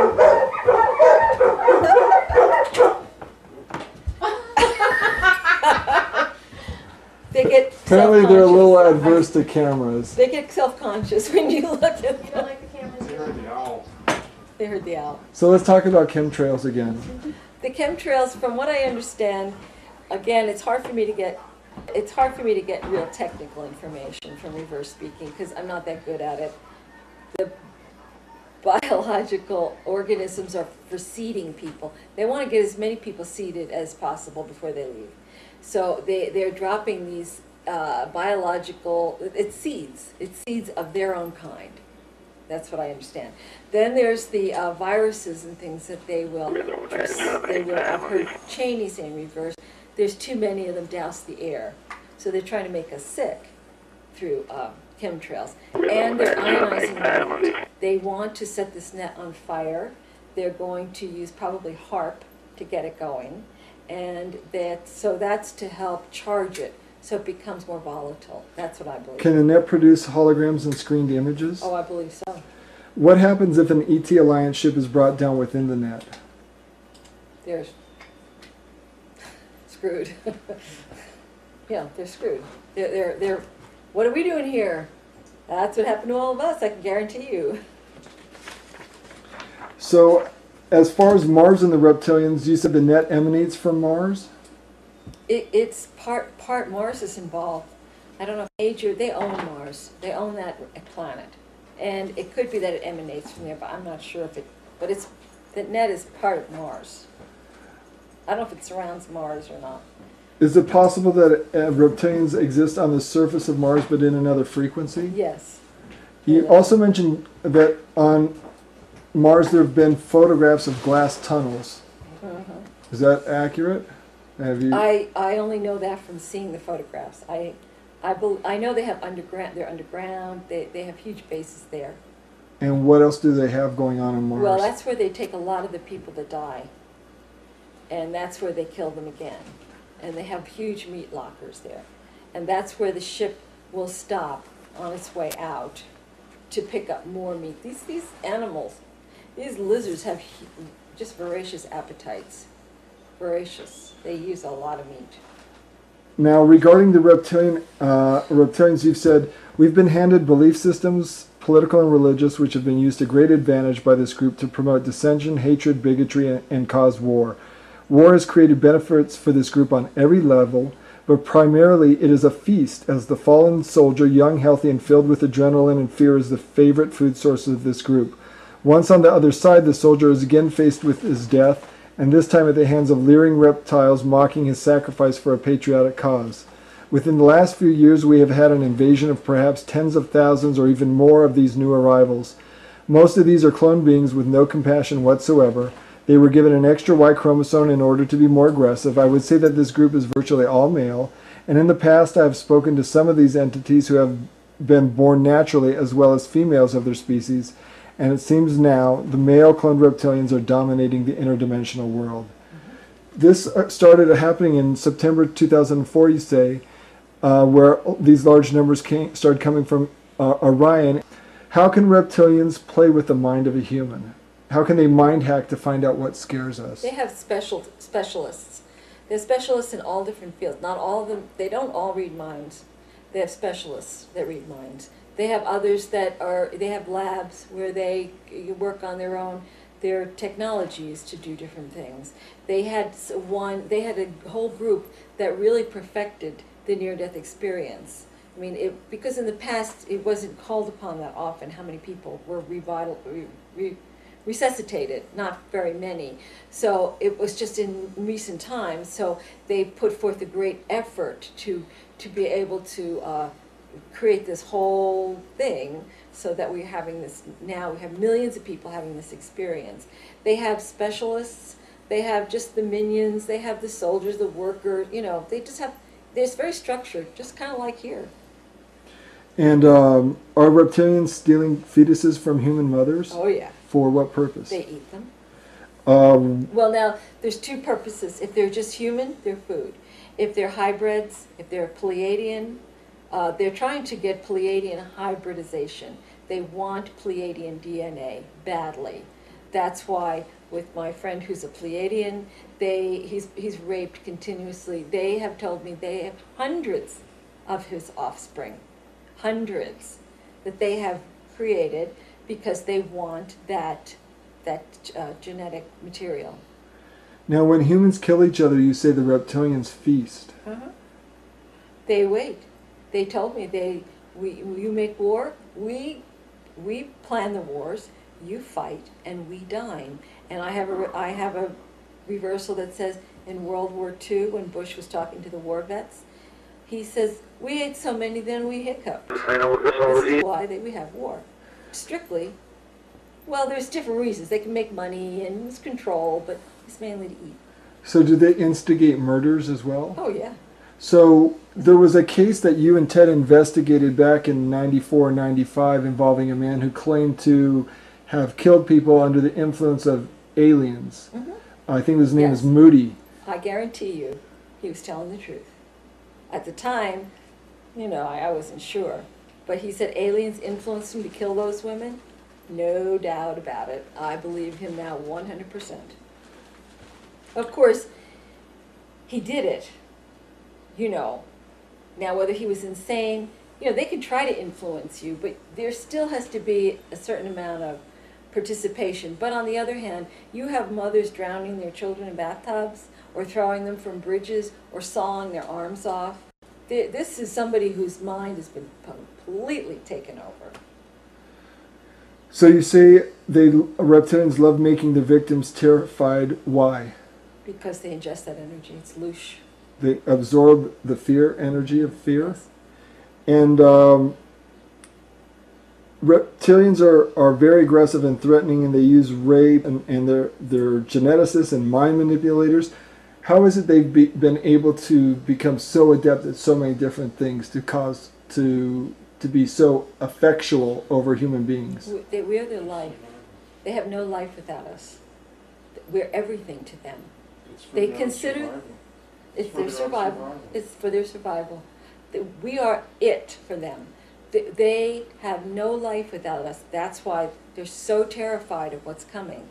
Because everything that they gain and everything that they do, we're their drug, their food, their pleasure, their energy. They have nothing without the humans. So this is we're screwing around with us is their life. Are reptilians telepathic? Some of them are, but not all of them. Are they interdimensional? I mean, Yes. would you call them They interdimensional? are interdimensional. You also mentioned at one point that it appears to you that it might be possible that they can revivify dead, deceased human I know bodies. they can. Why? They do How? that. Because they, How do you know that? well, because I've heard them talk about it in reverse. They talk about you'll never know the body counts. Like that's why they sealed body bags of some of the soldiers. And I know from a woman who I was friends with for a while who was having all these problems, and it turns out that her father died. And and she told me in reverse that they shocked him back and heated him back up. And by this time they had inserted an alien within him. And she was always afraid of her father. And it was a very difficult relationship. But they use and revivify dead people. If they're not too bad, they can bring them back. They prefer that to cloning, I believe. I think clones fall apart too easily. Clones don't seem to hold up. Yeah. Now let's talk about the religious involvement here. Religions, you say, were set up to give us a reason to fight, and the reptilians have created this sinner mentality. Mm-hmm. And why did they do that? Well, because it gives them an excuse to punish, torture, and they use the idea of well, it's like the people who they send into the lower astral. They were convinced that they were sinners, and that's why they're there, and that's why they're getting this bad treatment. So does a person's belief system upon their death play a role in where they end up after? Yes, I believe that's true. And so if they program us to have a certain belief structure, and they believe that they're sinners and they're not worthy, they're going to end up in the lower astral and end up being food for the reptilians. I think that's how it works, yes. How is that? You say the Catholic Church is heavily infested with reptilians, mm-hmm. and the Catholic Church agenda and the reptilian agenda coincide, and that pedophilia is part of that whole scenario too. Correct, yes. Elaborate more on the Catholic Church's involvement. Well, I think when you have a power structure that controls huge masses of people, that's a reptilian agenda there, whether it's government or religious. Now you've got, the Catholic Church controls the lives of many, many people, but also can set up the sin, hell, purgatory scenarios so that then, if you are a sinner and you die, then okay, you expect that you're going to suffer, and they're glad to help you out with that. They also, again, I think with the priests and all, they are, a lot of them are seeded, and then that's where pedophilia and child abuse and all those things come into play. Are you familiar with Salvador Freixedo, the Jesuit priest who showed up at the first UFO Congress that Wendell held here in Tucson? Well, Salvador Freixedo spoke at the Congress, and he said that there was a race of beings that lived, a race of ETs that lived off of our blood, and that used Colosseum events to suck out energy out of people, that they were involved with the Aztecs and the Mayas, and that the sacrifices that were made there were also to feed these ET beings. Absolutely. Does that sound like? It's all part of the same thing. Now this is the wave pattern, and I'm speaking in forward here. I don't even remember, to tell you the truth, what I'm saying. But when you get to this area, right here, you'll hear EVP, which is somebody saying God is Hitler. So here we go. With good news, and I have with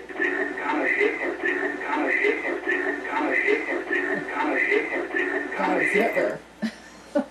So that was pretty Yeah, clear. that very clearly, yeah. Yeah, but I wanted to say that. Yeah. So the way it works is like there's the person actually speaking, you're actually looking at their recorded speech, but then someone, something from elsewhere is also putting their 2 cents worth Right. into the.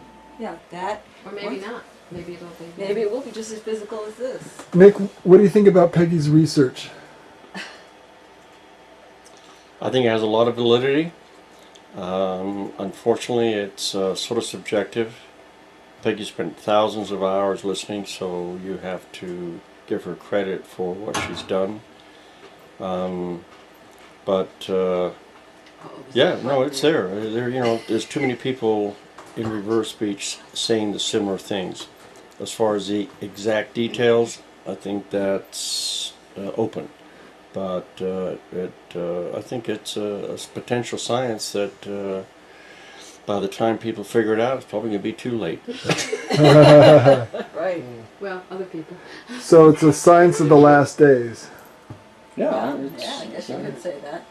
Or the science preceding the new days. The humans, most of the humans are of no threat to them. The humans, for the most part, they see as retarded, and they just see them as food. They're just like hamburger. That's what they call They're them. just cattle on the hook. Cattle, sheep, cattle. Now the Pleiadians who got stuck here, that's a different story. They know that we're all trying to wake up. We're the ones who are doing this on these websites, trying to figure things out. Even if they get channeled into something very religious, it's usually just always trying to question what is going on here. Whereas other people just, they're at the ball game or the mall or whatever. It's just like in the Matrix. It's just like Morpheus trying to explain the Matrix to Neo, right? It's like most people, this is a prison, and most people don't realize it, right? Yeah. But it's like there's some of us that it's like a splinter in the mind. You know that something's wrong here. Something doesn't work about this place. Yeah. That's And it. so we're always trying to figure out what is it, and that leads us into It's UFO very much like the Matrix. research, and It is the It is Matrix. the Matrix. Well, we surfsy doing that night. I was in the morning, I will go eat me carry. I know what this all is.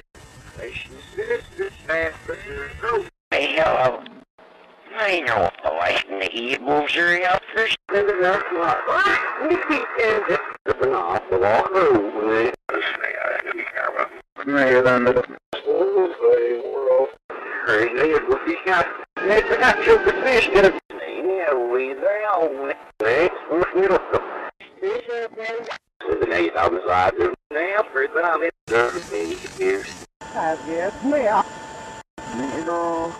yes, and that's how bereavement's getting up. Taking all kinds of cigarette. You feel great, Peggy. Well, Mr. Bosnia. Oh, what? Yeah. You didn't know you could be. He sneaky, so now with how with how. Oh, lady. Yeah, he's supposed to work. When you see say this,